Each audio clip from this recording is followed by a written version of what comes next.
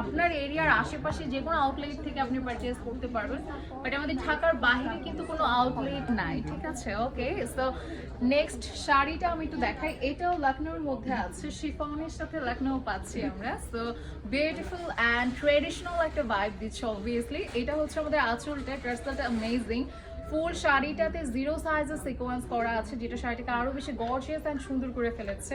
যারা শাড়িতে কমফোর্টেবল না, আমি নিজেও অনেক আমি অলওয়েজ শাড়ি পরি, বাট তারপরেও দেখা যায় ম্যাক্সিমাম টাইম শাড়িতে বাহিরে কমফোর্টেবল না।